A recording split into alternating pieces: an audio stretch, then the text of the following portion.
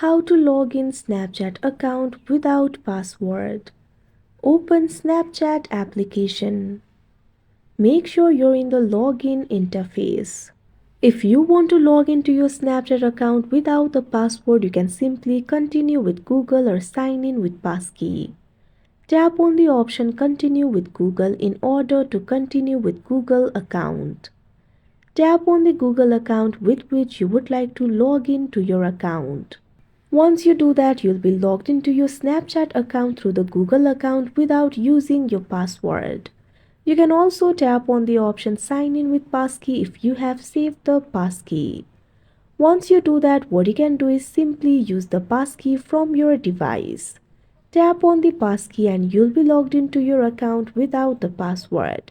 But unfortunately, if you haven't added the passkey or Google account, you'll not be able to log in.